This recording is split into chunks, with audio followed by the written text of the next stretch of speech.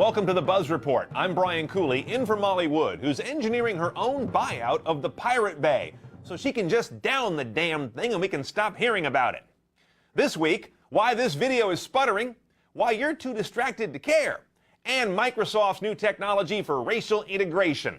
But first, the Gadget of the Week. The Gadget of the Week is the Pocket Bacon Fryer. Yeah, you've already got one. You know, your cell phone. This week, the International EMF Collaborative, which sounds a little too much like an ambient chill group, put out a paper saying much of the previous research that says cell phone radiation is perfectly safe, research funded by the cell phone industry, may not be very solid. You think? And we've heard this before, but this report lists 15 concerns and 11 damning specific flaws in the previous research, including my favorite, the fact that many cell phone manuals instruct you not to hold the phone against your body because, you know, it's totally safe. And now for the news. If this stream is buffering, glitching, or sputtering, I know why.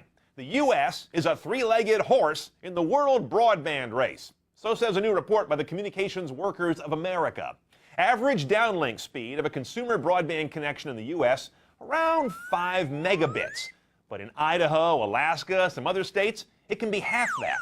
Now, some parts of the U.S. fare better, with Delaware with a nation-leading 9.9 average. But check this out. Even Delaware is looking at Latvia's ass way down the road, boasting 12.4 megabits. South Korea, the speed king, with a mouth-watering 20-plus megabits average. Imagine how much media you could steal with a pipeline like that.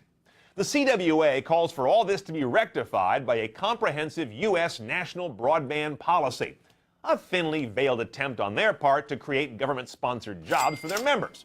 But my real concern is that this report revives the term digital divide again.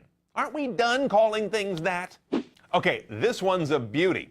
Microsoft's running around scraping and bowing this week after folks began to Twitter about a Microsoft ad that had more than just the language changed when it was prepped for the Polish market. Check out the brother in the middle.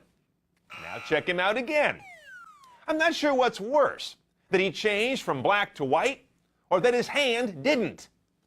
Bad enough this suggests Microsoft or its ad agency think Poles are racist, but maybe worse is the white guy's expression, suggesting Poles are going to be way too easily amused by Microsoft productivity solutions. That should power the first street protests. Oh, and his laptop. Isn't that a MacBook? And if you're watching this while texting and playing a video game, maybe editing a spreadsheet while also listening to a voicemail, feeling smug about your ability to do it all, I have news. You are a mess. That's right out of the proceedings of the National Academy of Sciences, which this week put out a study saying over 260 students were examined, and the ones who multitasked the least did a whole lot better on a battery of standard tests of organization and putting things in a series.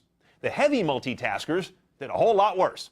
What isn't known yet is if multitaskers have disorganized minds to begin with, or if multitasking made them that way. Either way, here's a little advice. Next meeting, put the BlackBerry down, hide your shaking hands, steady those jiggly eyes, and try to concentrate on something.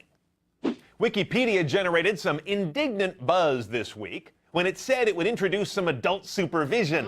Changes to pages about living people won't go live until approved by a volunteer senior editor, contrary to their traditional anyone can edit free-for-all that's always been their policy. Wikipedia says this new policy is in response to... Wait a minute. I don't even have a Wikipedia page. Who gives a damn? That's the Buzz Report. I'm Brian Cooley. Don't worry, Molly's back next week.